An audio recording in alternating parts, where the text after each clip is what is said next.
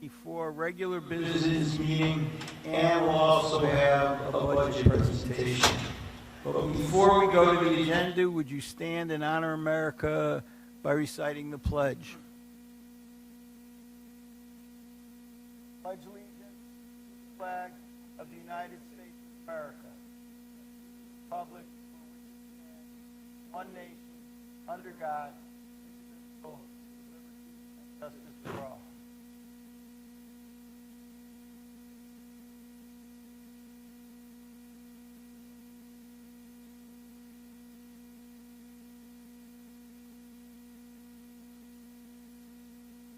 Okay. All right, so the first thing on our agenda is approval of minutes from 4 different meetings that we've had since our last regularly scheduled board meeting. So it is action on 2.01 through 2.04. Can I have a motion, please? So moved. Questions, comments, discussion? All in favor? Aye. Opposed? Abstentions?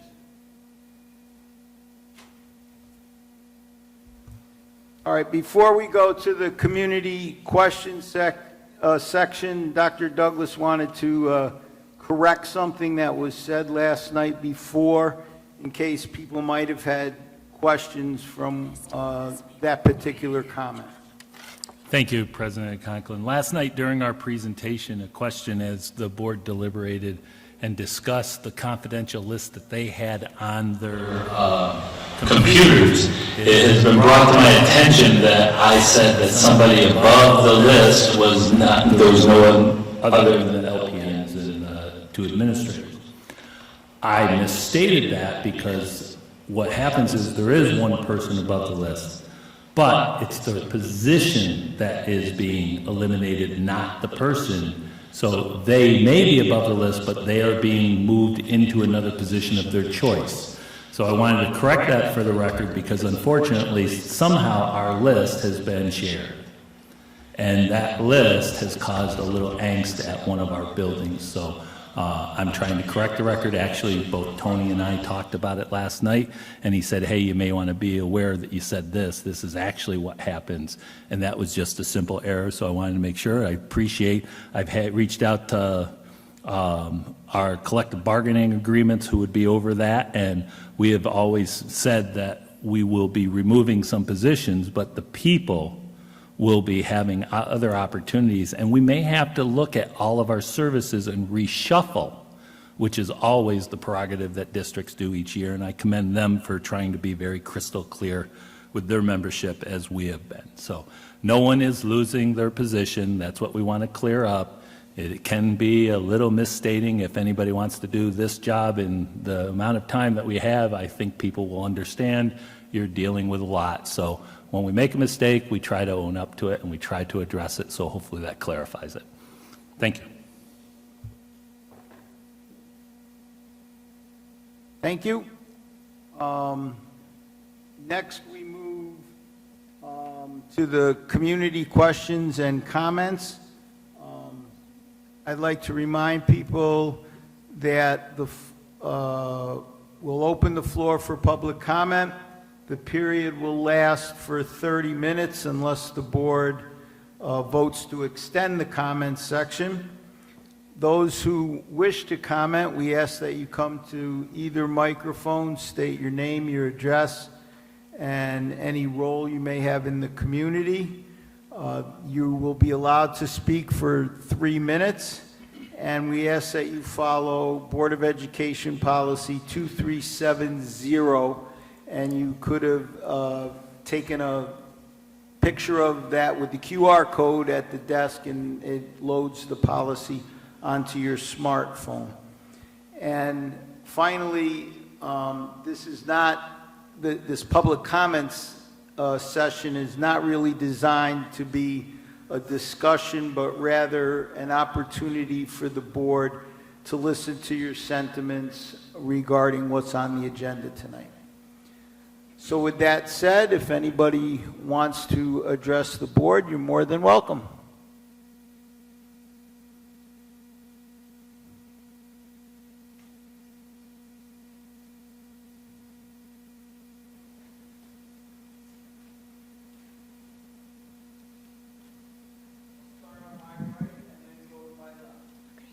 Hi, Kathy Von Beveren, Glendale Drive, Horseheads, New York. Back during COVID, the federal government allocated $190 billion to the education. Of the $190 billion allocated, New York State received $14 billion. Of that $14 billion, it said, according to New York State, that Horseheads received $8,342,974. And I know it's during COVID and things were crazy, but according to New York State, the test scores that only 40% of the kids in Horseheads are proficient in English and math.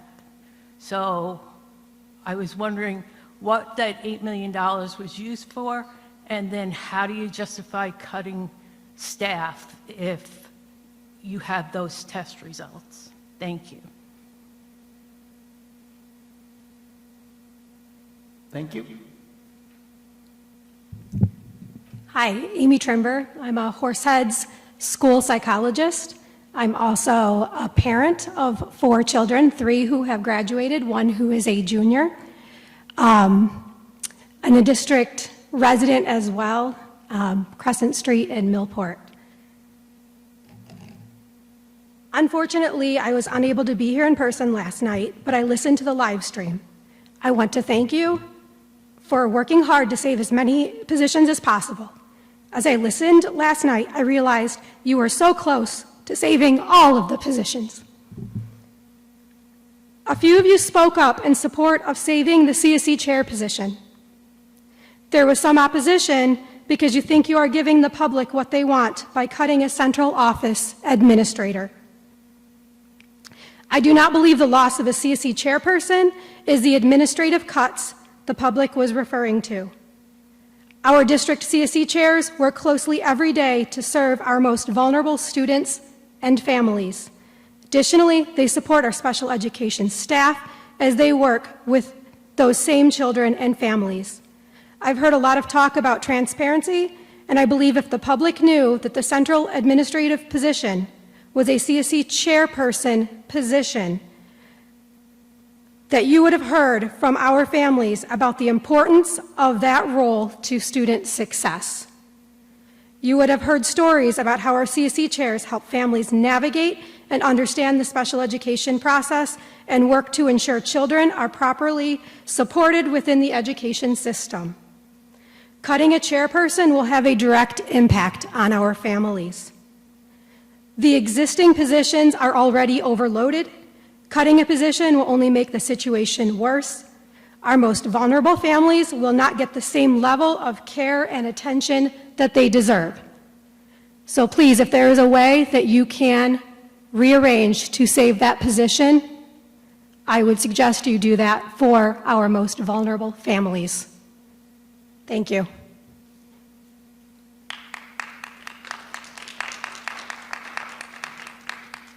Thank you.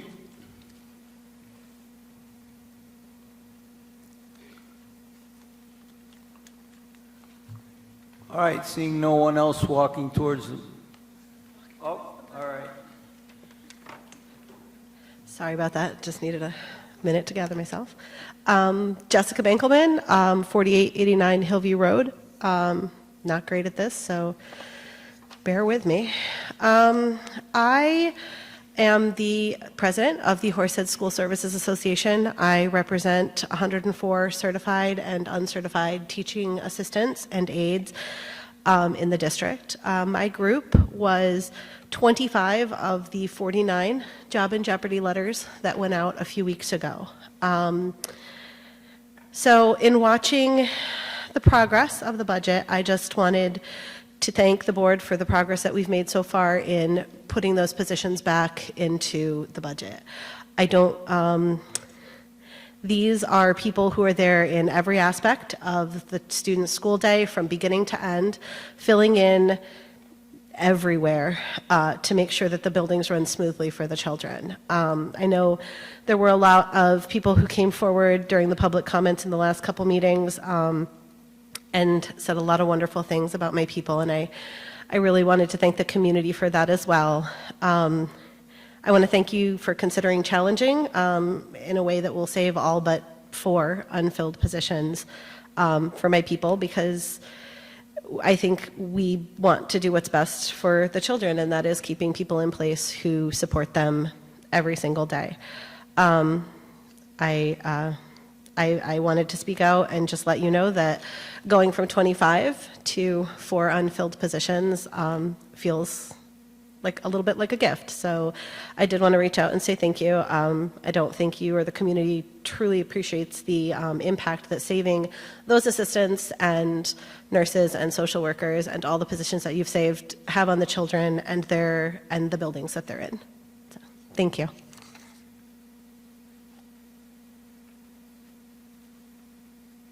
Hi. Do you really want me to use this?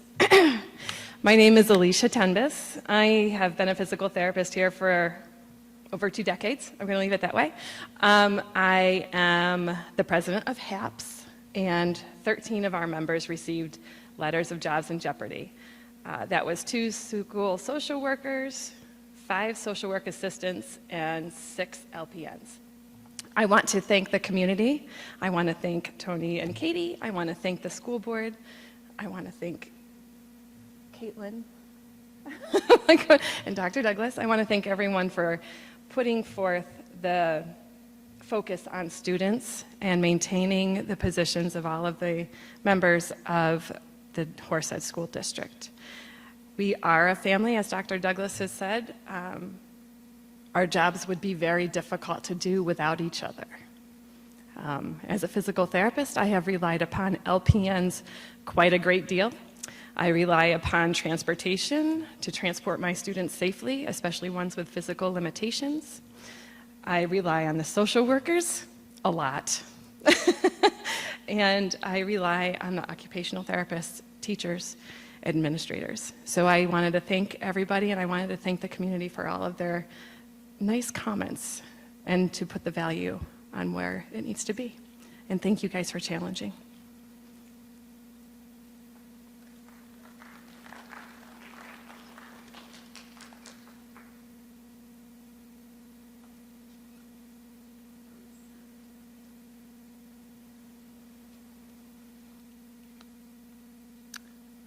Bill Finnerty, Horseheads High School social studies teacher, president of the Horseheads Teachers Association.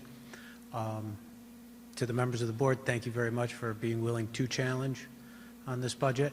It would be fantastic if we would have been able to save all the jobs, but decisions are difficult, and that's why you guys are sitting up there and I'm sitting over here. So thank you very much for doing what you've done so far, and hopefully then the community will, I anticipate, support your decision. Thank you.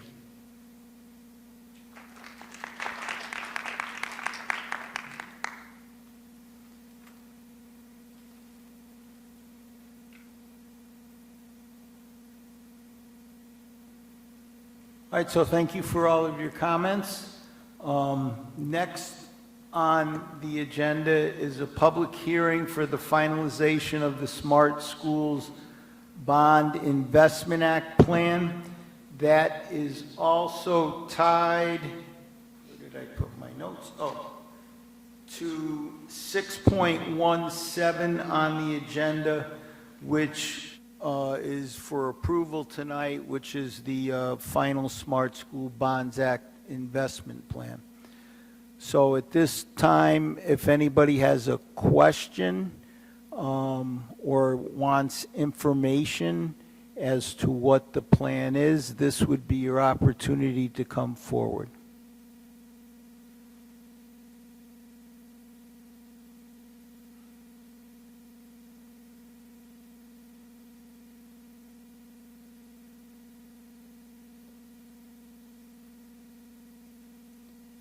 All right, seeing no takers, we move on to our report from our student representative, Mr. Anthony Miller. Thank you. The senior class is getting ready for their senior trip to Hershey Park Friday, May 31st.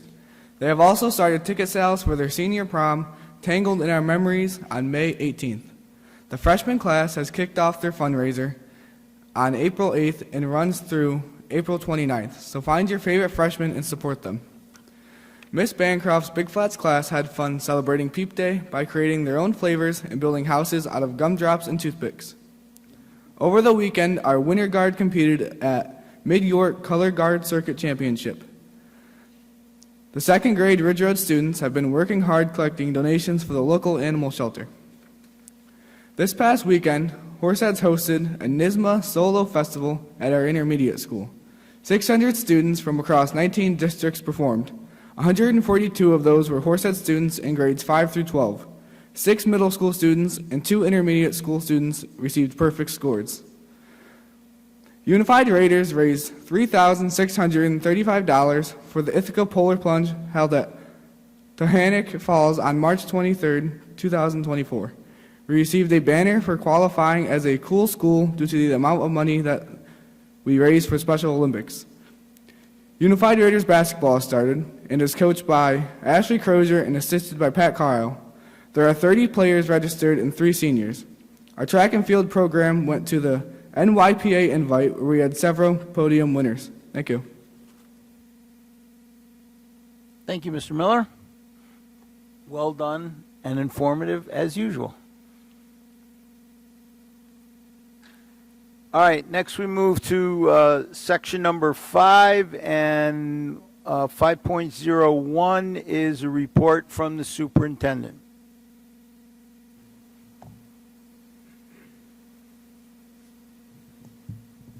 Oh, you can go ahead and put that up. I'm going to do a couple of reports beforehand, so. Sure.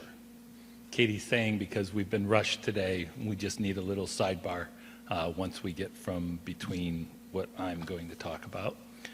First of all, again, the board has talked about private daycare transportation. There's a letter in executive content. We've already tried to reach out and explain where the board has already made its decision, so I just wanted to update the board on that. In addition, we are scheduling, I think A&E will be wrapping up their apps discussion and documents over the end of this month into their first meeting in May, which they should be having a recommendation back to me to bring to the board roughly around May or the start of June. They are having one recommendation. I have asked them to develop 2 because I think that is what the board is going to have to consider. I will represent them and I will represent the board as your superintendent. In addition, the board has been working as a special ad hoc committee. The budget has taken up a lot of our time, so the committee, we are in the process of revising the policies that the committee worked on. We just have not been able to find the time to do that. Once we have the whole packet, we will send it to the whole board, and at that point, the board can look at it for any comments that they have. Please address any comments to myself by email, as well as, raise your hand if you're on the committee, Liz, Marianne, Dan, and Christine, just so that they have it, because we will schedule one other meeting once that goes out to handle any of those discussion issues and how the committee would like to handle it. And then that will come back to the board for final resolution, either a first and second reading all at once, depending on the board. In addition, we have this wonderful opportunity because within the administration, we brought back the grants coordinator from BOCES a while back, because really BOCES just would only work on very high needs district initiatives, which unfortunately Horseheads would not qualify for a lot. But one of the things is we also know electric vehicles are out there. There's other things. We've gotten record management, which normally wouldn't get. So we are starting to see the culmination of bringing in funds for some of our processes. I have the pleasure to announce that as of yesterday, I signed a request for a Clean Green School Initiative Project Budget Grant, which allows our school district to put in, it's a fast-track grant, roughly over 8 to 10 weeks to try to get ready for July 1st, that will allow us to more formally recognize an energy manager for the district in conjunction with our facilities department. We have known that we are very energy conscious. This will enhance that, plus provide other avenues so that we can look at solar, our electric, and maybe use this in consultation with our consulting forces to have a process that is more internally controlled instead of consultant-driven. The individual who has done that is a retired teacher, a physics teacher. Everybody knows him, Dan DeLorme. He's actually in our budget. By doing this grant, we will probably next year be able to remove that piece from our budget because this will be 100% grant funded and allow more time. This grant currently is being applied for, and we've been told that it is almost an automatic. So we've applied for the next 3 years up to $271,000, which will take part of our facilities director's salary and benefits and remove that from the budget, which will create a little room in the budget. And the grant is renewable. In addition, once you get this grant, you have the ability to build the grant for our school up to almost $980,000 over the 3 years. So over the next 3 or 4 weeks, we will go through the refinement process, but we've already been working with NYSERDA and New York State that they've sort of kind of, the wink and nod, you're going in the right direction, this will be approved, and it follows other schools. So we're hoping that by pretty much the middle of June, we will be awarded the grant, and then we can start this work. Nothing starts until the grant is done, but then we will have a 3/4 time grant energy management person, and our grant person has brought that in and working in conjunction with this person to build the grant and bring more resources to the district. So we'll keep you updated on that. That's a great opportunity, and it also leads into eventually when we talk about any type of energy savings, efficiencies down the road, which obviously we like to have, especially with the construction and as well as how we operate our day, whether it's in the morning or at night, to try to minimize that energy consumption here, which always pleases Katie at budget time. So I hope the board obviously would support trying to bring resources into the district. So that had a timeline, so we had to move a little quicker. In general, it's been a long road with the budget. Unfortunately, as we get started close to the budget presentation, we were hoping to have some state aid. There is no state aid. Matter of fact, they've put an extender into next week. And if they don't get a budget by Monday, it's going to be at least 2 weeks later because they take a break for Passover and it's a 2 weeks sort of hiatus in Albany. So a lot of districts are going to be very hurt because they must send out military ballots by next Friday. And that means we have to have, and that's what we're doing tonight. So I thank you for your time. I also thank you for your patience throughout this. We've worked on some scenarios. I think we're going to take just a minute to the side, but I think you will be quite surprised, and the community will be quite surprised that over this time we have thinned out and leaned out the district because of some financial challenges that should hopefully be offset next year, but we may still have to have a 1, 2, 3 year softening to try to get it back on track because of healthcare and inflation. We just hope inflation gets under control, and we also hope that our healthcare costs sort of stabilizes from the spikes that we have seen. So if you'll just indulge me for a couple seconds so I can talk to Katie on the side, we'll be right back and give you the rest of the presentation so that you can make decisions tonight. And we have some options for you that you asked for. That the options were basically nothing else added unless it is the 2 people that we were told, and nothing else was the decision and direction that we've gone on. So we'll present those options and then we'll have a discussion. Katie?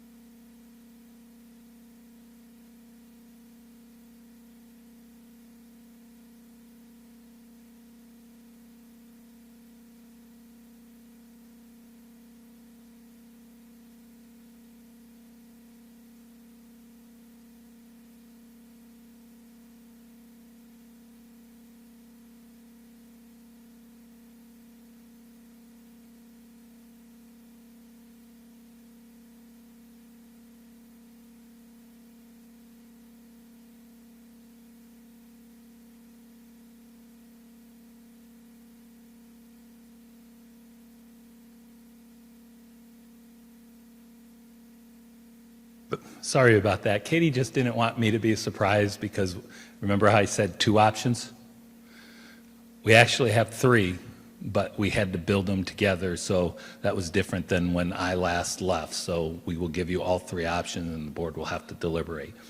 One of the things is once an option is selected for our final budget, I do believe Katie's going to need some time if we have to take a recess, go into executive session, because she's going to have to finalize that to update and have that to approve.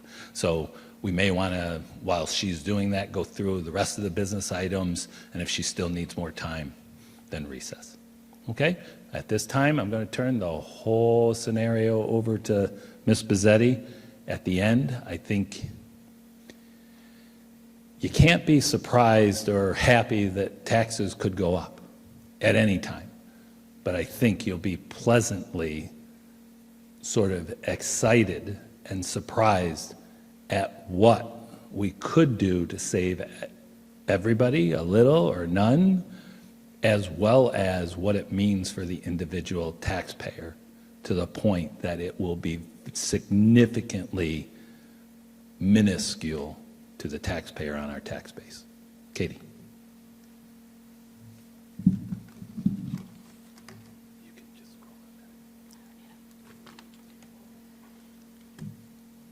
Good evening, everyone. So we want to pick up where we left off last night. We offered that we'd bring you scenarios. So we are going to bring you 3 scenarios. One, if we do, I don't want to say do nothing, but we maintain at that 2% line that we talked about, everything below that 2% line will be included in the challenge. Everything above that line would continue to be a reduction. There was a conversation between the 4 positions that would be, the people in those positions would be reduced with no other place to go to in the district. Some of those other positions, yes, have people, but there's places where they can land within the district to maintain their employment, but there are 4 who do not have that opportunity. That includes the 2 LPNs and the 2 administrators. So I've offered up a solution that includes just the 2 LPNs, as we heard from the board members, and an option that includes if we challenge for all 4. So late last night, I did get the latest assessment information. As we've seen in the past, we're fortunate to see some assessment growth. Assessment growth is what we need to help keep our tax rates down. Based on the information that I received today, our assessment growth for the school district went up $100 million. That is a significant amount of money. Our tax collector, Megan Leach, took the time today to reach out to all the assessors to talk to them about the assessment information we have today. How final is it? What work is still to be done? What's their level of assessment compared to the market? Because that will be that equalization rate that we see within the tax rate calculation. So interesting to this year, just to give a little more info on what is included in our assessments, we have 2 gas pipelines, 2 that are significantly assessed that have been on pilots for the last 15 years. Both pilots expired in the 23-24 school year, so they are now going on the assessment roll, which is a significant gain to our assessment base. There is some work still to be done with some assessors. Some have included that pipeline information. Others still need to add it. Some have included new homes that have come on the system since. Some still need to do it. So there's still work to be done by these assessors, but it sounds like it's all work that is just going to increase that assessment base, which is to our benefit. So with the information we have from the county and the assessors, and again, I want to thank them all today too for helping put all these pieces together so we have a better understanding. So 3 options that we're going to go through. I'm going to show you the amount of the challenge. I'm going to show you the debt service use, levy total, levy change, what this all means for an estimated tax rate change, what that equates to as a dollar change to the existing tax rate, what that new full value tax rate is, and what that means to a $100,000 home. And I just want to reiterate that this is information as of today. They have until May 1st to finalize their assessments. Work is done over the summer with the state to finalize the equalization rates, and our rates are finalized in August. So this is our best estimate today based on those conversations with the assessors. So option one, we challenge for the million, we keep everything below that line. We would challenge the million, we would use $2 million in debt service, our levy is the 49.5, levy percentage increase 8.7. Based on the information that we have today, we have an estimated range of the tax rate could change by 0.12% to 0.85%. This is a 2-cent change or a 14-cent change, which means the full value goes up from 1632 to a range of 1640 or 1652, which on a $100,000 home is a $2 to $14 increase on the tax bill. Okay? If we choose to challenge for it to maintain the 2 LPN positions, we would have to challenge by an additional $57,878. Maintaining that $2 million for the debt service use, levies 47.5, up a little bit for that 57 challenge. Levy percent increase is 8.83. The percentage change is 0.24% to 0.98%. 4 cents to 16 cents. 1638 is the current rate. We'd go to 1642 to 1654. An increase on a $100,000 home of $4 to $16. If we included all 4 positions, we would have to challenge by an additional $288,000. Our debt service use holds at the $2 million. The levy goes up to $47.8 million, increase 9.36%.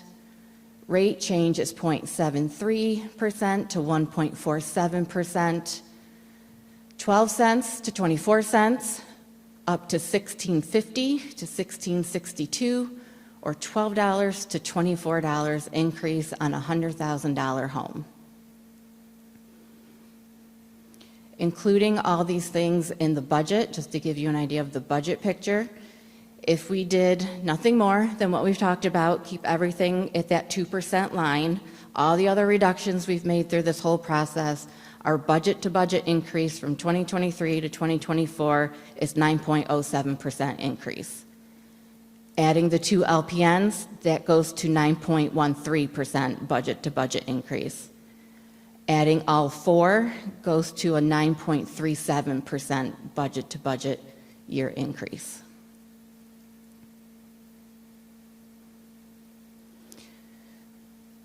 So based on this tonight, I know the board wanted to have a discussion on what to do next. Again, there is varying opinions on these 3 options. This is the information I can provide you today to help inform you of that decision.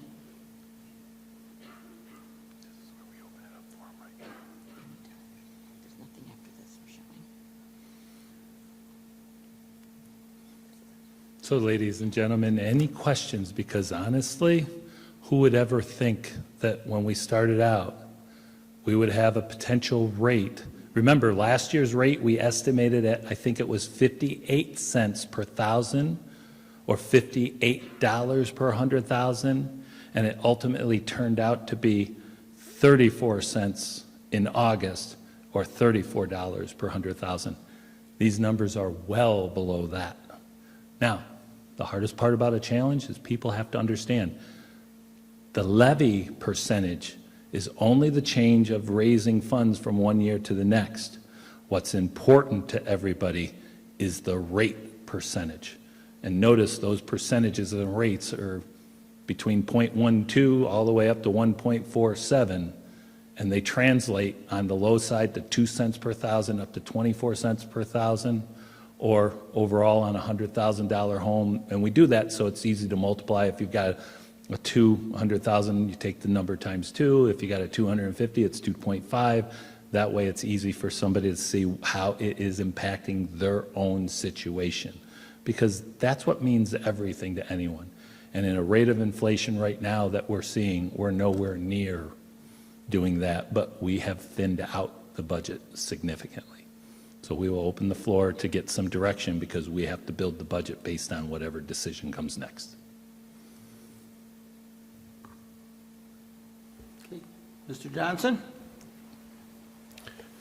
I want to start out by thanking the administrative team, especially Ms. Bizzetti, and I know I presume all the hard work that's gone on behind the scenes. And thank you for bringing all these options to the board. I think that's what we need to help make the best decision for the community. Because of now, as you've laid out, the minimal tax impact that it's going to have on the average family or taxpayer, I think I'd be comfortable supporting the 4-position column of the 2 LPNs and the 2 administrators. And I want to thank the words previously from a school psychologist on the impact of that. The CSE chair, I've had two students in my household who went through the CSE process, and I know the value that they bring to the table. So I could support the 4-position model on the far right.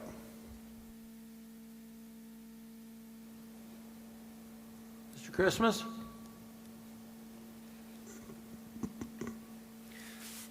I would echo Doug's comments. First of all, thank you very much for all the tireless work that has gone into the process of putting this together. I know when I spoke last night, I had spoke about the fact that we had heard from the public about cutting administration, but hearing not only my fellow board member, Ms. Angarski, when she spoke last night, but also folks from the public, it's a good point. Is this really the administration that was the focus of those comments? And I think it's compelling that with literally since we can challenge to include all 4 of those roles, and we can maintain those folks' livelihoods and the services they provide to the district. And I think that is what we should do. And I'm confident the community will support that based on everything we heard. So I would be very supportive of the far right column alternative.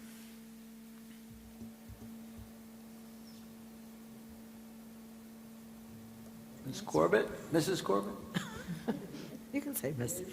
I want to extend a big thank you to Katie and her team. I just can't imagine the amount of time and work that went into this.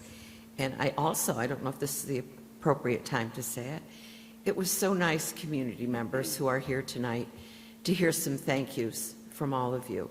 And that means a very, very much to me, and I'm sure the other members of the board.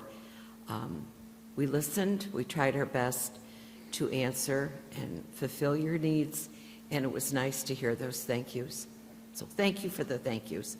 In addition to my other 2 board members who have spoken, would be happy to support the last column, putting back the LPNs and the administrators.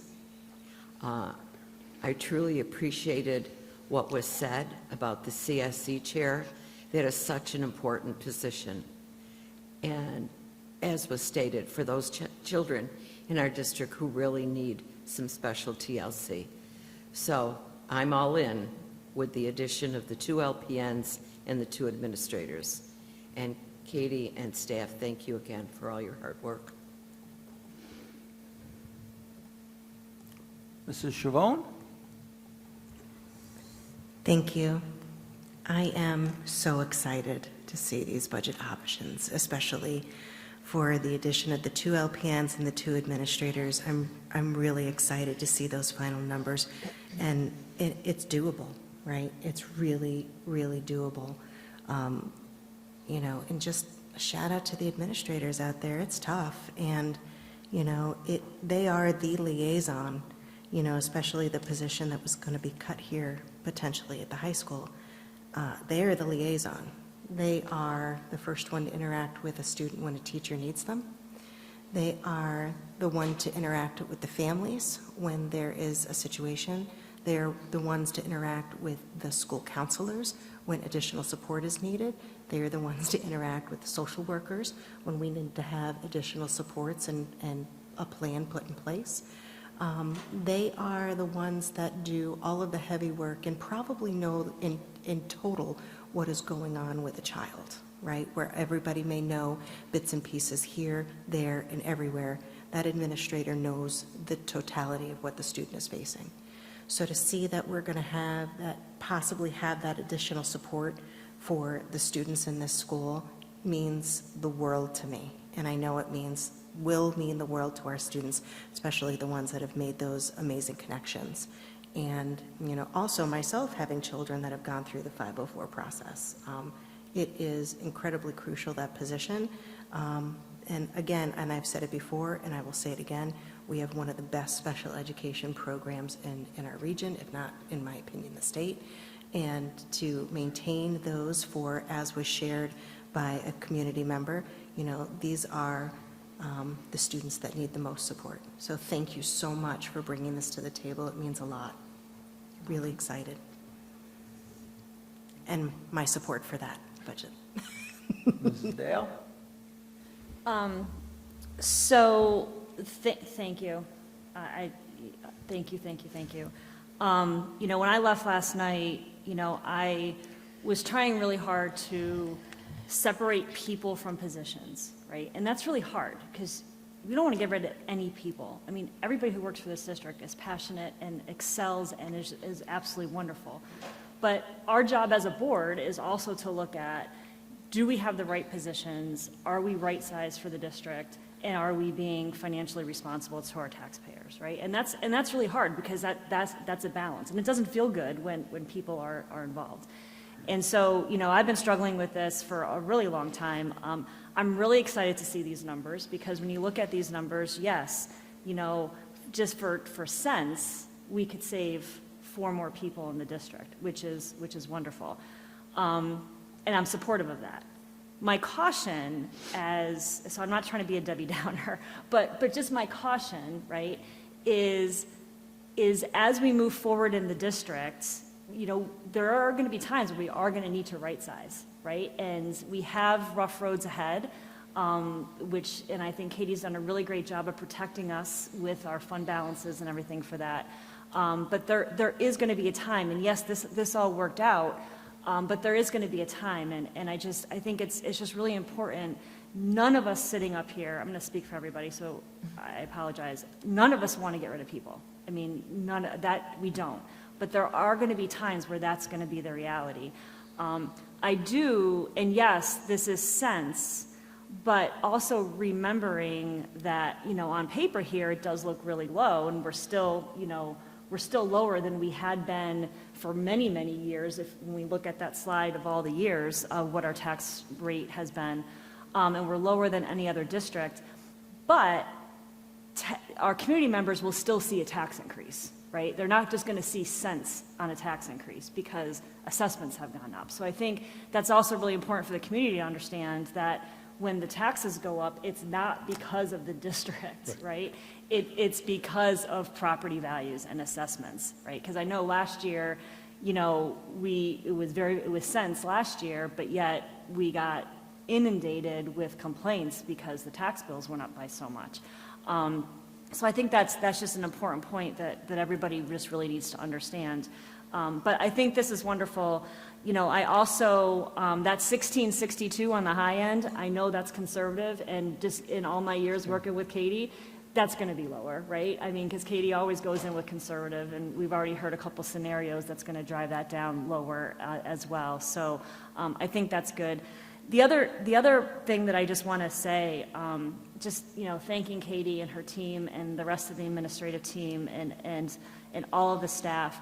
This has been a really hard several weeks, especially when you see all the comments on social media and online and all the criticism and all of the, kind of ripping people apart. And that's been really, really difficult because I don't really think that people really understand. I mean, Katie probably hasn't slept in 2 months, right? And she's doing everything that she possibly can to make sure that we are fiscally responsible and are doing everything that we can as a district. So I just want to give an extra special thanks to Katie and her team for that. And, you know, I would be supportive of saving those 4 people. Thank you. Ms. Odell Wheeling? I too, Christine, I'm on the same page. I'm a little nervous, but we can only do the next best thing based on the information we have in front of us. So I appreciate having all of the options. I do, just like Christine said, want to put it out there. Feedback is not a directive from the community. So I think your team did a great job getting that feedback, implementing that feedback. I did struggle a little bit with how do we answer the question of the public said to remove administration, and I know it's not the right administration. So I appreciate that's not what people are looking for, but also we need to still do the business of the district. And I appreciate you trying to make that work. My only question as we're considering this is if the challenge does not pass, so let's say we put this in front of everyone, we go with the farthest to the right scenario, it does not pass. Are we, just for us to consider, are we considering we would go back out at the option 2? Or are we coming back to the drawing board and really hashing this out again? When a district goes out and challenges, they're asking the voters to weigh in, is this going above the 2%, what the community would support? If you don't get that support, depending on the level, the board will have some decisions to make. Most will go out only at the 2% or lower after that.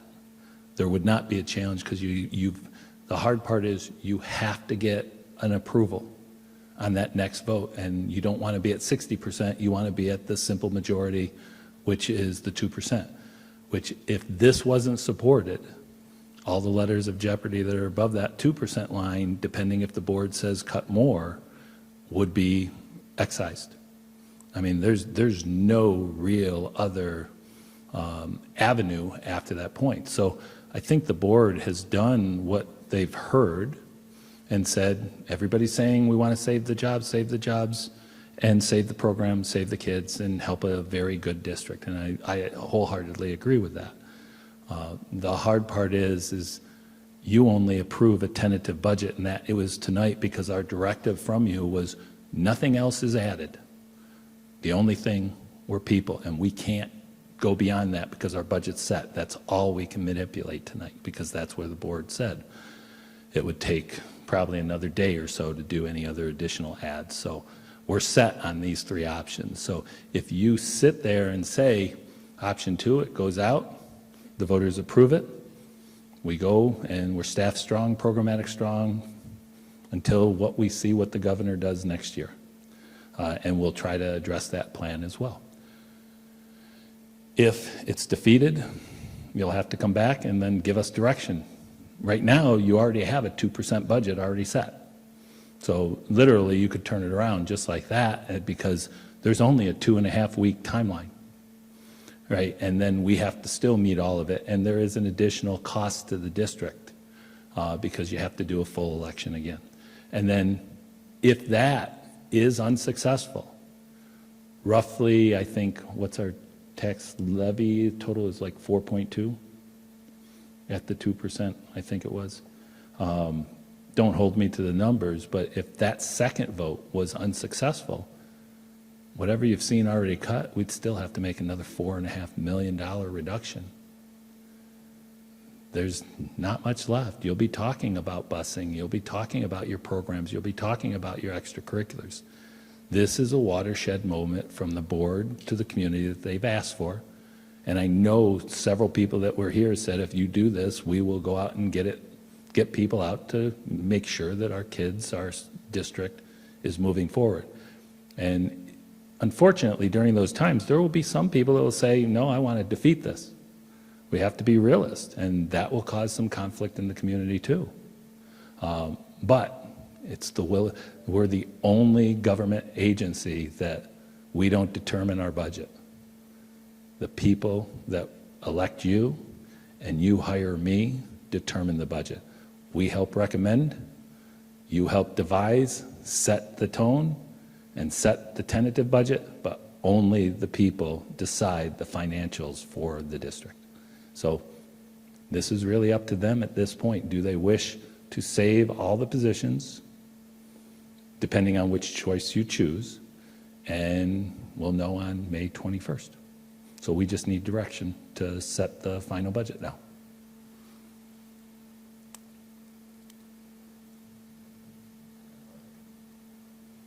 Thank you very much for throwing that last option in there. You're welcome. Really appreciate it. And then I just have some questions, like a couple questions, you know me. So, I turned myself off, sorry. Yesterday, we were talking about the challenging amount and the debt service use, and we were talking about the, using the 0.5 and the $500,000 and the $500,000, the changing. I thought that we weren't allowed to just add to the top part, but we can add that to the top line. To the challenge? Explain that to me and not have to match it to the debt, because I thought that that service had to somehow offset that.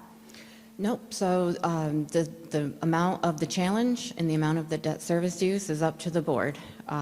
We had a pretty, I felt, consensus that people felt comfortable with the $2 million of debt service. I'm comfortable with that. I wouldn't necessarily recommend more, as we talked about, so I kept the $2 million flat. As far as the challenge amount, again, it's up to the board, so we can do the $1 million or challenge a little bit above it to get the other things. So the goal of, this type of exercise in the decision that's before you now is we have to manage the, all the constituencies, right? The staff, the students, the community, the fiscal responsibility, all these things have to come together as a balancing, right? So that's why we kind of piece all these things together to see what makes the most sense. But yes, the challenge amount is at the discretion of the board and ultimately the decision of the voters. Okay, and then when this goes to the voters, do they see the challenge amount dollar-wise, or are they going to see a percentage that's going to be like added to the 2%?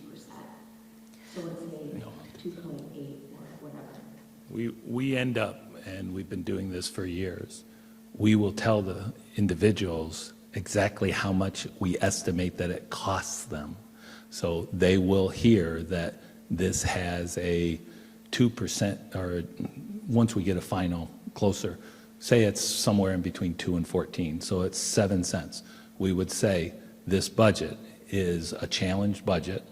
It has a 7-cent tax rate increase for $1,000 of home value, or a $7 per $100,000 home value increase as our most conservative estimate. And then we also put in disclaimers, because Katie does a great job, but she also, you see, this is an estimate.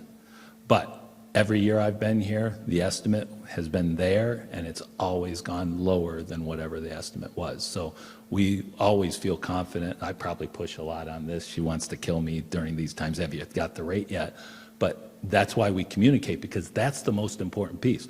We'll sit there and say it has a levy increase, but we're going to focus on what it means to the bottom line for the individuals. And that's one of the things when the board was discussing. We've talked about people, we've talked about program, we've talked about activities, we've talked about administration, we've talked about opportunities, and really this piece is one of the most important. It's how do we talk about the people that support us financially, and it's our tax base. And so this is sort of that last piece of puzzle. I think earlier on your question on that upper line there, when like line 2 where it's 1,057,000, if we went to 2,057,000, the levy increase would have stayed exactly the same. That's what we were talking about if you kept it the same. It was so negligible, we really stayed at 2 million because we're trying not to go above that 2 million because of out years.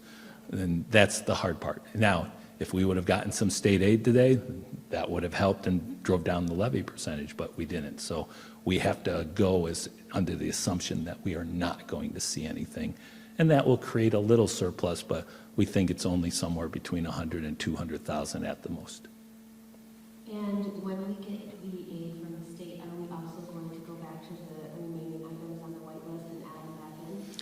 the aid coming in, once the budget's set, we can't increase the budget. But we can use that to maybe fill in some of our reserves or use it as a surplus in case we could put it towards health insurance if we're over. So it gives us a tool that we feel comfortable about. That's why if we knew it was really coming, we could have used it. But right now, because they keep pushing off, it's too much of a risk. Okay, and now I'm going to get a little more greedy, just a little, not a lot. So going back to the list, and I like how you guys updated it, and you have the highlighted yellow box for some of my original asks last night. One of them that I think was also what the board had said last night that he wanted to see, talking about children and reading at a young age, was number 21. So I was wondering, I'm not sure if I'm allowed to say dollar amount, so if we could add that to it, I don't think it would be that much of a,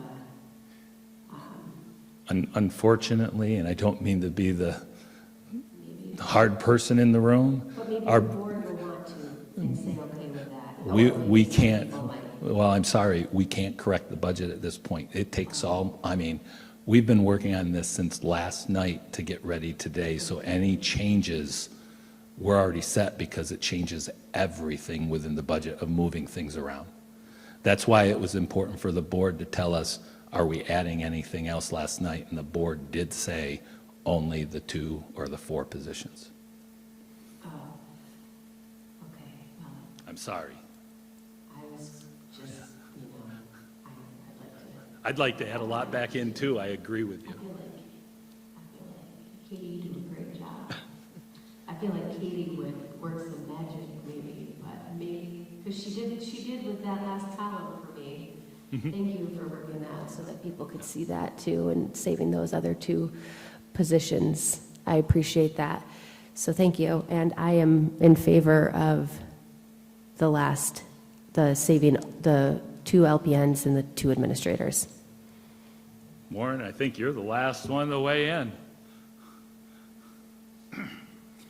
One thing I learned in 35 years of sitting in faculty meetings, don't repeat what everybody said.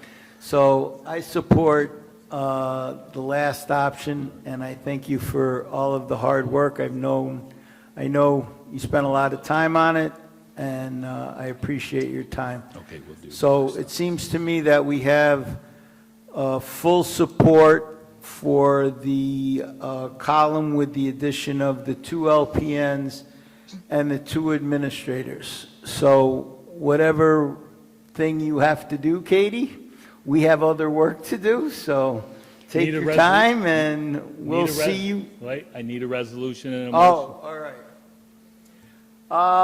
Who's my wordsmith? What do I have to say here?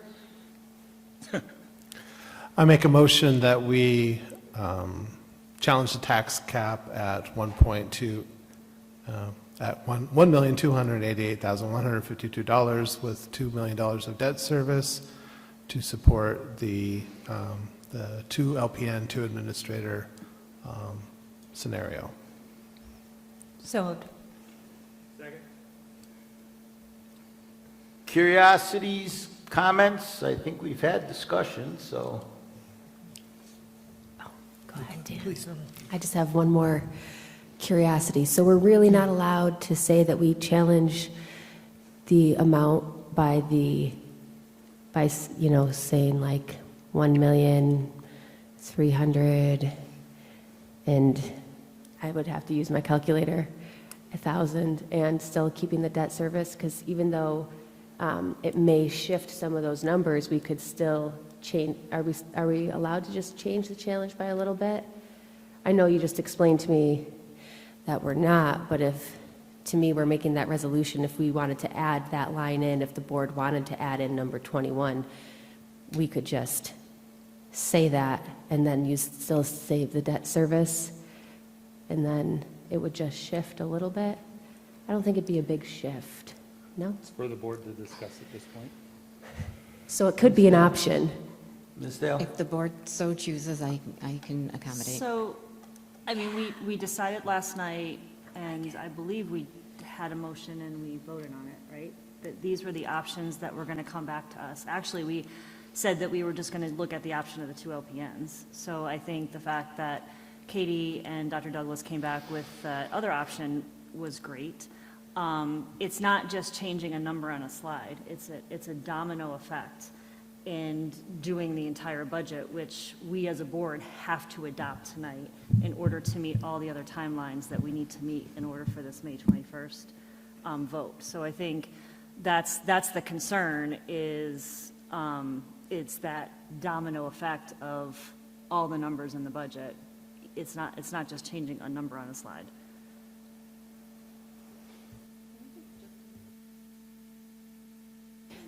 Yeah,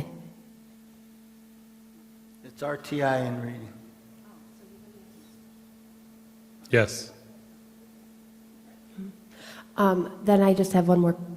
So if we did add that 100,000 to it, and then the state comes back and says that they are actually giving us money, it would still drive it down a little bit, right? Because we have to wait for what the state is giving us to actually really finalize those numbers. Actually, no. No? No, because what happens is, once we approve this, these are our numbers. It doesn't matter what the state does. The state will just be sort of extra at that point. We have to prepare the budget, the report card, submit it, prepare our ballots, and then make sure that it's ready to be mailed out to meet the statutory timelines. So say the state doesn't come back with the budget, like I said, after Passover for 2 weeks, right? Our ballots are already done and out, so we can't change anything. So once the board approves it tonight, the budget's set. Now, if you have something that comes back, say they all of a sudden say we get $500,000, we can't amend the budget, but we can use it into reserves. So if we have a problem with, say, the health insurance next year, we have a tool to use. Our problem is, honestly, we've been given direction and we've set a rate that people are seeing, and by adding, we're changing and raising their taxes, and we have to try to, especially in a challenge, keep it as low as possible. So everything we add, although I'd love to add a website back in there, but that's because everybody says ours is very hard to use. So each of those things, we have what we need in the district to run all of our programs, to address all of it, and you have given us a great opportunity from your discussion last night and today to do even more.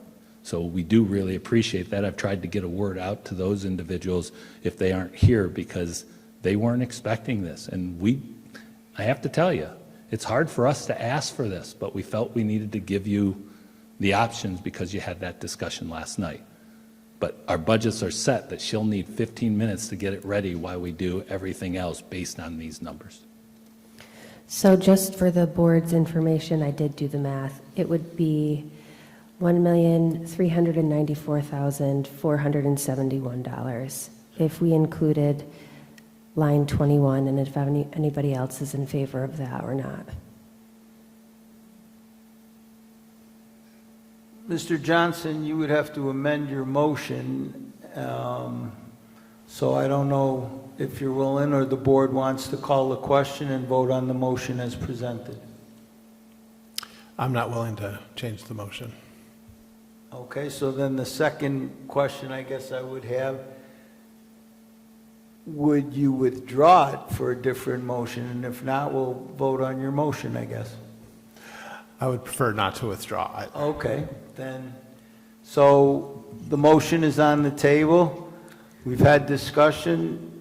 Oh, we have Mr. Christmas, and then I guess on the side of the... Yeah, mine is first just kind of an administrative question, but there's also an item 6.2, I believe, under the financial items for action, flipping between screens, but what we're voting on now is not the formal adoption of the budget, correct? There's a later agenda No, item. this is just us to set the budget so that Katie can work on it. Okay, I wanted to make... Normally, we wouldn't be doing this. We'd already have it from a week ago.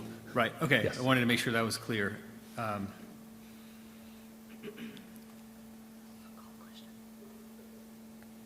Thank you. Mrs. Corbett? No. Oh, all right. All right. Can I ask? Do we see, and I think I know the answer to this question. With 21 out, will our students have less opportunities? Are we just consolidating the opportunities? Tony? Sorry, Tony, put you on the spot.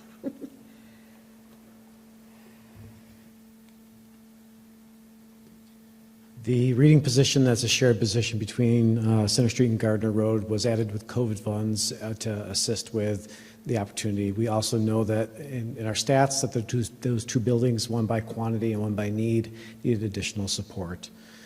We do have operated on an equal basis amongst our reading program across the district.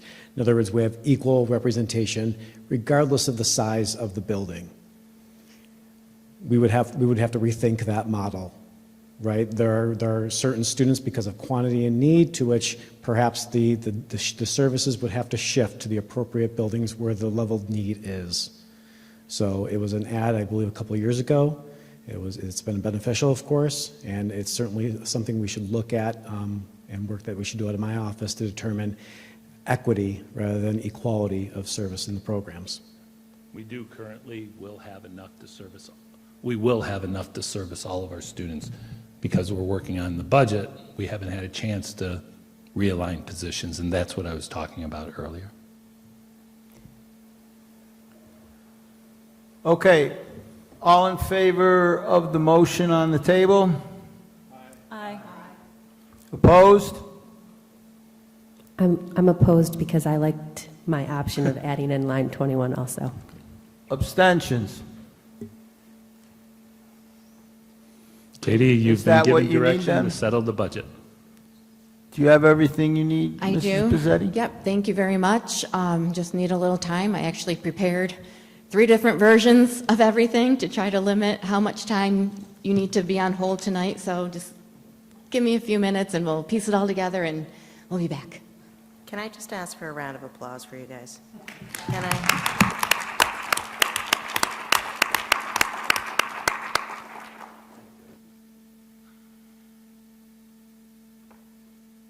Do we all get to watch Katie while she does it? Nope. Just a point of humor. I usually go in and she'll like, I can't get this done. Get out. So we'll move on to Section 6 of our agenda. It's finance items for action, 6.02 through 6.21. Can I have a motion? So moved. Curiosities, discussion, comments? If I can ask you to hold for a second. Katie? 6.21 needs to be amended and off, right? Because it's the property tax report card? But it's not ready right now. So take that out. Okay? Oh, so we don't need 6.20. Right, and which other one is the approval of the budget? 6.20. So 6.20 and 6.21, if we could separate out, please, and we will have a separate vote later in miscellaneous. Okay, so I'll restart Section 6, 6.02 through 6.19. Can I have a motion for that? So moved. Curiosities, discussion, comments?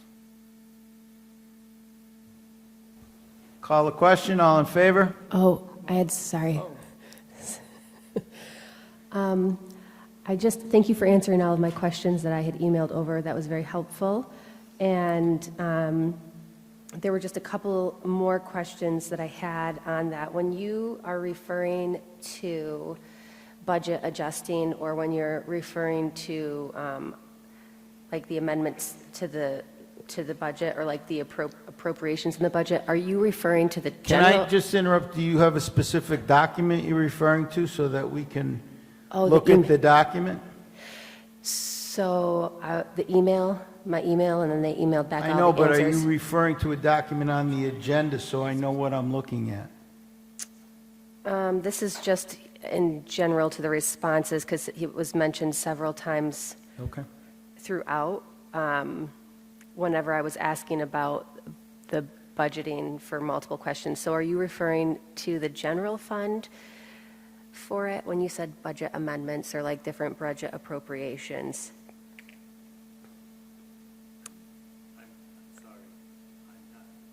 Even thinking of the questions, there was 100 of them, and I'm just drawing a blank right now, so I apologize. Okay. Okay. Katrina, are you looking for a definition or like in context how it was being used?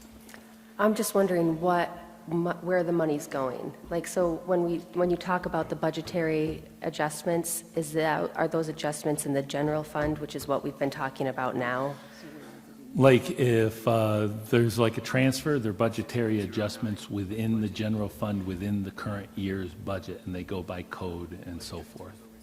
Yeah, maybe that would be one of Yes. them, the budget, so those are appropriations in the general fund. Within our budget for this year. Yes. Okay, it was like a general thing. And then the other questions I can, Sure, I'm just drawing a blank because I'm thinking about what Okay. they're doing right now, so I apologize. I'm going to stand on 6.15 as it deals with BOCES. Okay. All right, so call the question, all in favor? Come back. Opposed? And then you have Mr. Johnson's abstention, correct, Candy? Yes. Okay, thank you.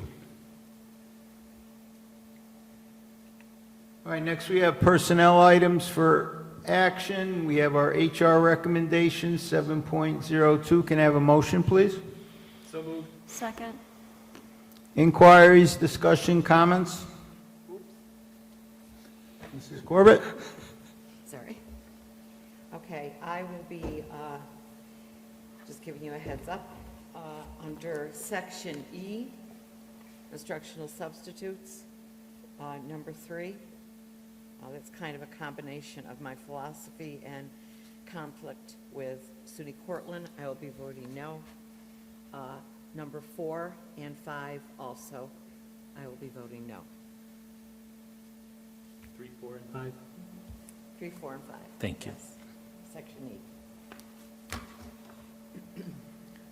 Others? Call the question, all in favor? Aye. Opposed? You have Mrs. Corbett's objections, Candy, correct? Abstentions?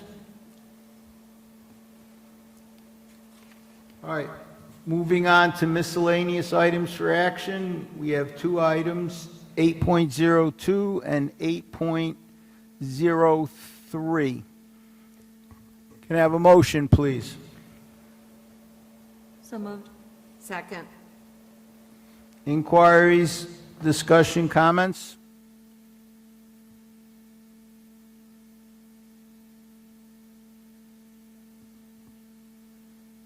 I'll abstain on 8.02 on my historic view that the contract's already in place, so I'm approving something that's already going on, so.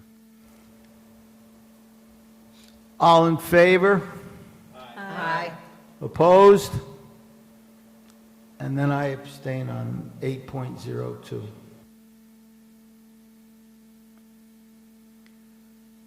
All right, there's no, nope, there's no policy committee this month, correct? Okay.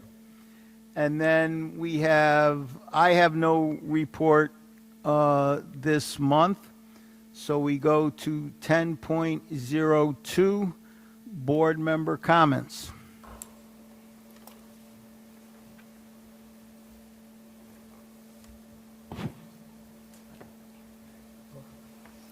So it seems like it's been a really long time since we had a business meeting where we had board member comments, and a really neat thing that happened since the last time was the play. And that just seems like that was like a year ago, and it was just a few weeks ago. So I just want to thank everybody as part of the Green Room Players and all the students, all the staff, Mrs. Chavone made the really cool Squidward costume, and I just think that we have a lot of talent, and it was a lot of fun. I'm personally not really a fan of SpongeBob, but I thought that it was a really funny play, and the talent is just absolutely amazing. So great job to Mr. Chavone and the rest of the team that really pulled that off. And I know those students work long hours to make that happen. So, and I don't know if Mrs. Thompson is here as well, but thank you to Mrs. Thompson. So it was fabulous. I had a great time. I brought all the neighborhood kids with me, and it was just fun.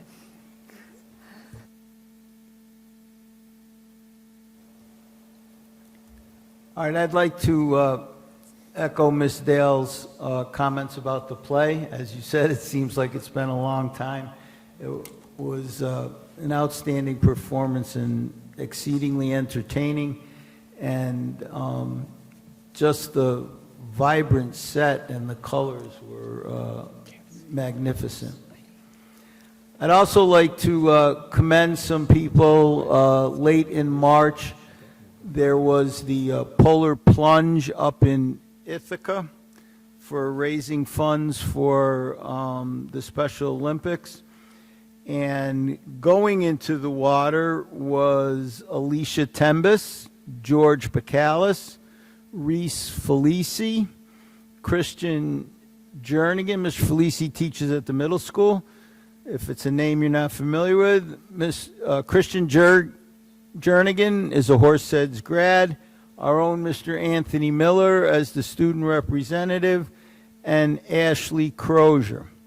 And then other members of their team were Ryan Anderson, J.J. Beckwith, Cameron Benedict, Cody Dale, Nancy Deng, Ethan Kaiser, Colton Owen, and Christy Pratt. And collectively, this group raised $3,635 for the Special Olympics, so that was a wonderful effort on their part, and their applause is certainly well deserved. And then lastly, I'd like to congratulate Mr. Lemoncelli on his 400th win in baseball. Having coached in a former life, I know the hours and time commitment that it took for him to get there, and it's well deserved, and it's a reflection on his leadership and his ability to get the most out of the people under his tutelage. So congratulations to Mr. Lemoncelli.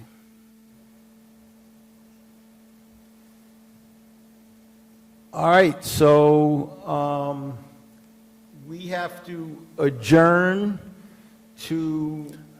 I wouldn't do it yet. All right, so we're just going to hang out? I would ask if anything for a brief recess. I'll go check on him, and she'll kick me out, and then she'll be done. Okay. We have any comedians or anything, singers that want to come up and perform? So our recess is going to be over, and we're going to look at the budget here, and when I get it open on my laptop. It is now loaded on board docs. If you can hit the little refresh circle up in your bar, it should come up under 6.20 and 6.21. You should have attachments there. If everybody can give me a thumbs up once you've got those attachments.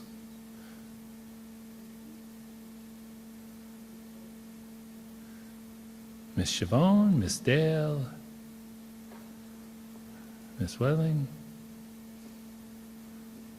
Mr. Conklin, Mr. Johnson, Mr. Christmas, do you have that yet? Okay, no problem.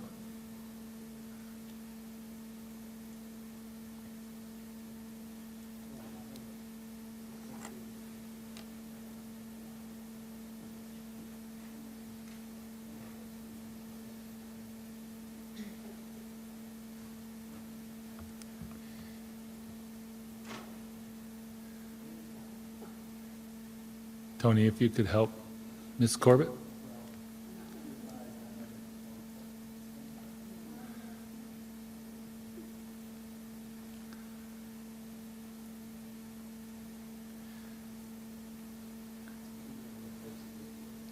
Okay, ladies and gentlemen, as we will also have the presentation behind you, we are not going to go into great detail because I think you've seen this significantly a lot, but I'm very proud to present our Assistant Superintendent for Business to present this budget for the board to consider sending before the voters of Horseheads with the tax rate that has been developed and the hard work from everyone to try to make sure that we stay as staff strong, programmatic strong, and live for another day and a better day and a brighter day, and hopefully the state will get its act together. So, ladies and gentlemen, Ms. Katie Bizzetti.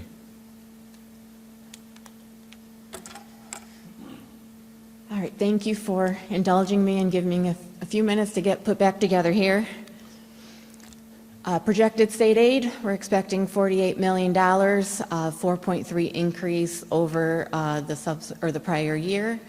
One adjustment that was made since we last talked, we did an analysis of our high-cost excess cost aid. That's aid we get for our students that receive special education services. There's a calculation with a threshold, hence the high cost. So we were able to increase that by $100,000 to help support this conversation we had tonight. Tax levy limit, I think we've talked about this enough tonight. We've updated the exclusion to include the $2 million of debt service. We have included the challenge to the levy of the $1.2 million. Total allowable change is $4,092,102, or 9.36%. This is our comparison chart that we show every year that shows how the tax levy has grown over the years to support the district's budget. It shows the levy change is a percentage. So 9.36 you'll see is higher than we've seen over the years. However, look at that tax rate change. Pretty stable, pretty low compared to some of those other years. Tax rate per 100,000, 1650 to 1662 based on the information today. Still within the range where we've been the last couple years, under that $17 mark. The change per 100,000 based on this estimate is $12 to $24. Summary of budgeted revenues, all of our components put together along with the debt service fund is now included, our fund balance and our reserves that we've talked about. Total revenue to support the budget is $102,686,280, which is an increase of $8.8 million. Summary of budgeted expenditures, $102,686,280. This incorporates all the adjustments we've talked about since the beginning of this process. It includes the additions we've talked about tonight for a total increase on the budget side, as well as the 8.8, 9.37% over the 23-24 fiscal year. Gap is closed. We used all the tools available. We used the final tax levy. We have state aid. We used fund balance. All the budget reductions in reserves, we used everything we could think of to bring this to a close. So we are balanced as of tonight. Budget vote will have a proposition for the adoption of the 24-25 budget. We'll have our annual bus purchase proposition to borrow an amount up to $1.6 million to continue our bus replacement cycle. Any questions or discussions?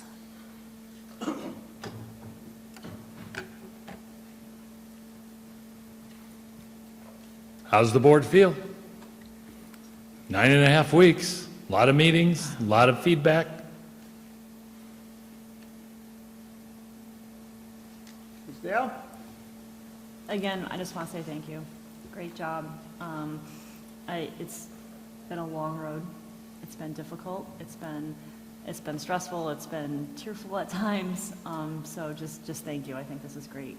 And to see that gap closed and to see all the people saved in the district, I think that's wonderful. All the programs saved. Thank you.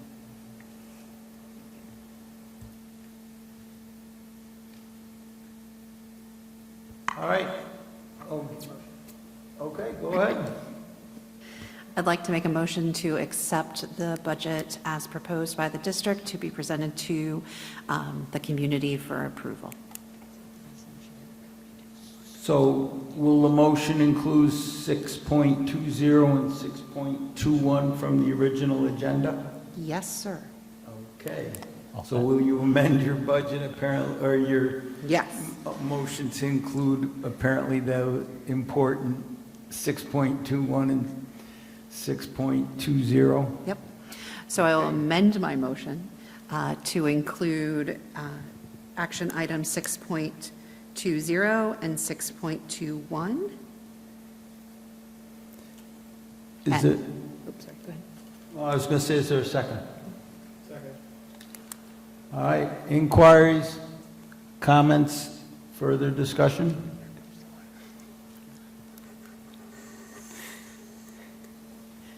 Yes, so this is wonderful, the line item. There's the 17 pages that we're finally able to get through.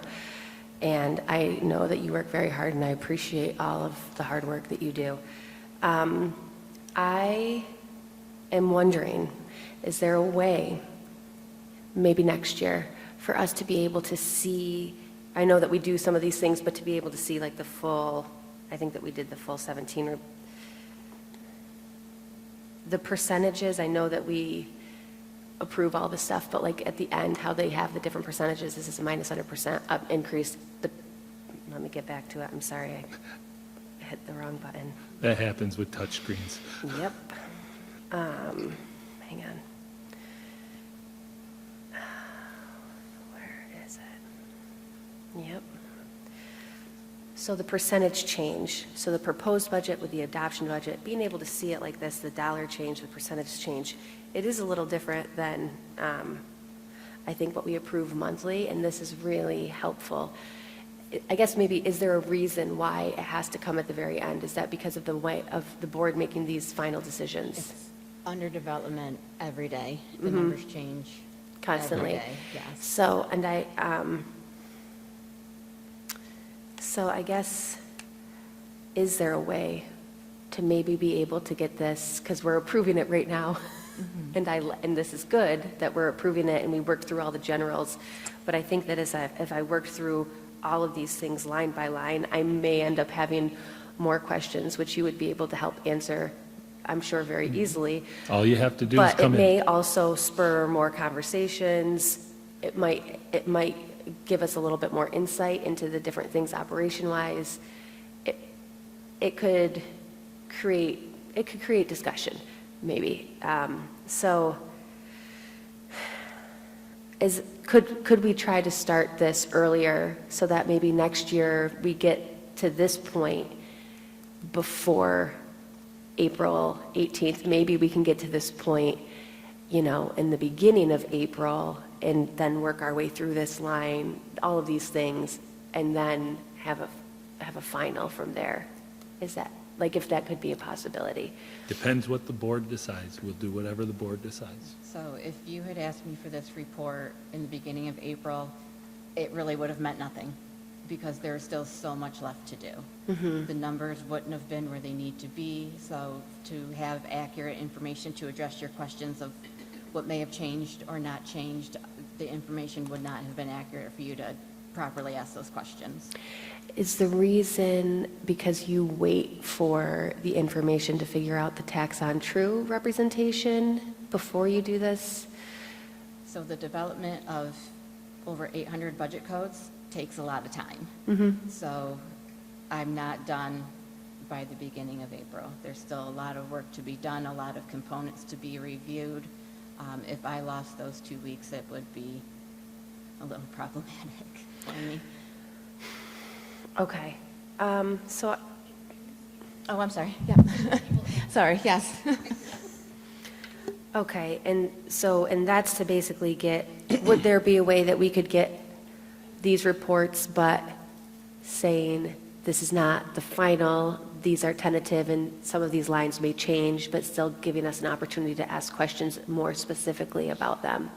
So if you're asking if the board wishes to receive this line item budget on a periodic basis over the course of budget development with With the incomplete presen- information, that if that's the will of the board, that's, Oh, incomplete, I mean, well, I mean, you could say like maybe some of the things might change, but just to see it all in this manner, I think is helpful. right. So for me to go through and tell you which codes might be done and which codes are still under construction is not a feasible exercise I can do either. Okay. That's why the revenue and expenditure report is just the collapsing of all of those codes into the major codes that you see the same exact thing, but just not down into a line that may not be accurate at that time, but the overall code is accurate. That's why you approve them each month. Okay, I think it's just being able to, and maybe I would use the encumbered, the percentage is a really, like, just the dollar change in the percentage is something that's beneficial. We can look and see if the You know, being percentage able can to be put see on like, the other it's- report. if you do the regular reports, So what you would see on the regular report, so the reports you see every month at the board meeting is year-to-date. So it's through, for example, tonight, the month of March.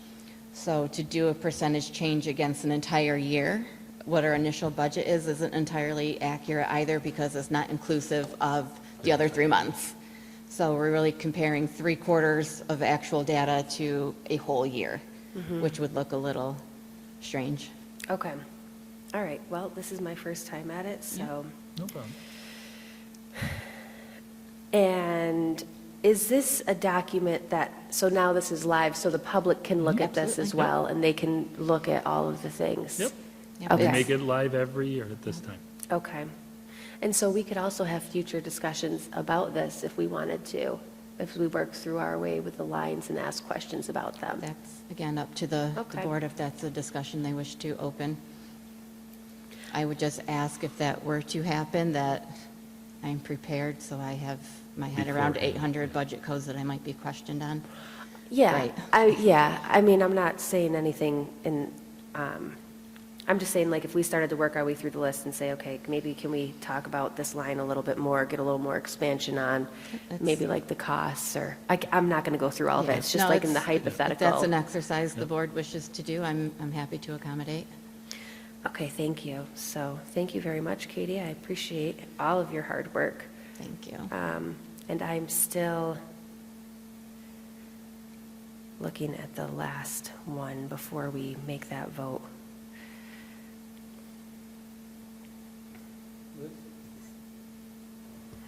Katie, could you tell us a little bit about that newsletter? I know that there are 8 on the website right now, but can you tell us the information that you share with the public so that those who haven't read those, like, it's a Sure. very robust Yeah. document that goes out. So I'm trying to envision it. So there is a summary of the revenue sources, what we received. This year it'll include a section of what we may not have received, depending on what the state does by then. There's the tax information is in there. We're required to break the budget down into 3 components: administrative, program, and capital. So those 3 components are in there. So you can see the percentage that those 3 components make up of the whole. There's some narrative about some of the major variances or the larger variance you may see year over year. We put an explanation to some of the bigger changes so people understand some of the larger swings, whether up or down.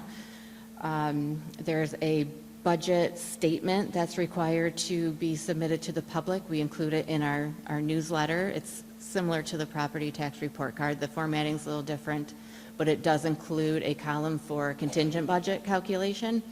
Not all inclusive, because if we went down that road, it's that whole conversation with the board, but there are factors that are kind of knowns that we have to do that I do incorporate into that calculation. We include summaries of the candidates that are running. They each prepare a narrative that we post in the newsletters for folks to learn more about them. We will be expanding it a little this year, just because there's a lot more to explain this year than there are in normal challenges, but I know Sam is here somewhere floating around. She's working on it, as well as with the branding of what our students do, what our staff does. And all, for those interested, past newsletters are on the website, if anyone wishes to look back and get some historical information. Ms. Dale? I just want to make a comment just on this, on the line by line and all the codes. You know, I think from my perspective, you know, I'm not in a position to be able to challenge, well, why do we have this many in this supplies, or this many at this building, or this much at, you know, in this classroom?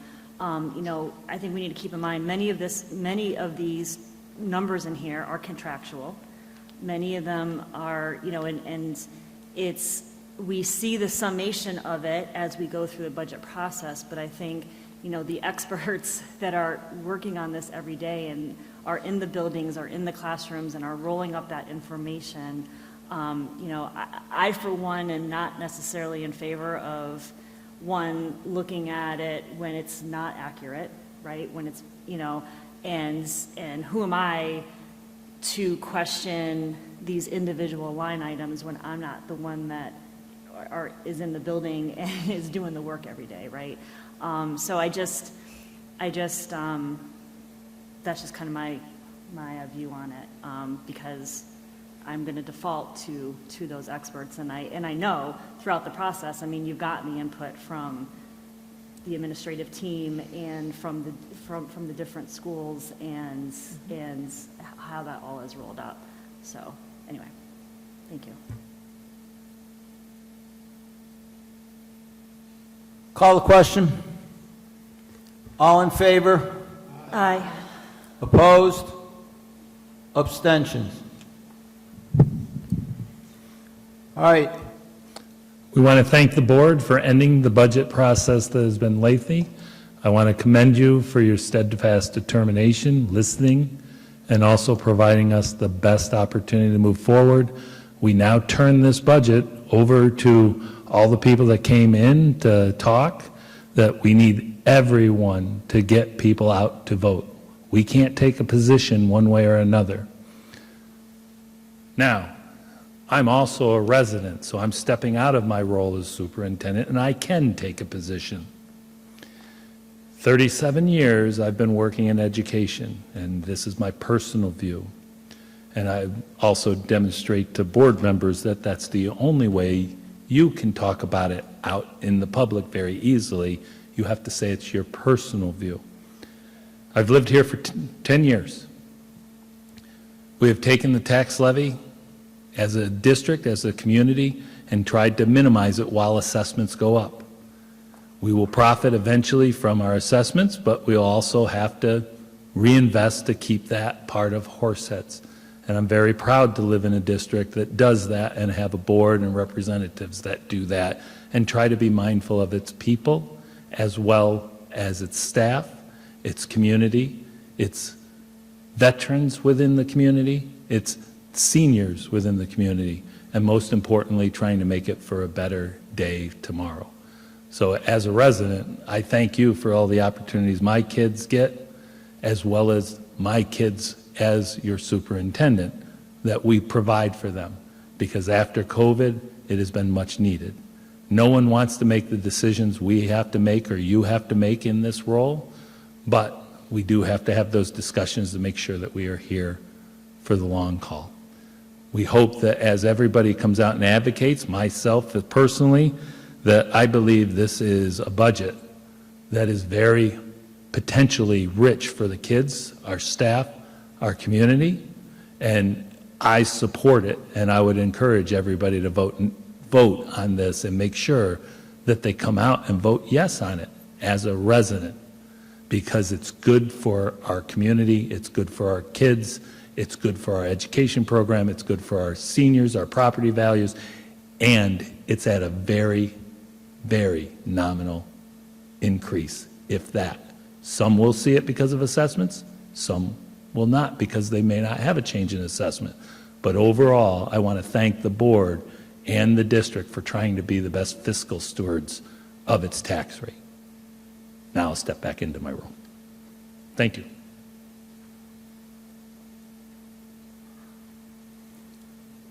All right, so in a minute, I'll make a motion to adjourn to executive session, and we are going to go into executive session to discuss an individual personnel matter.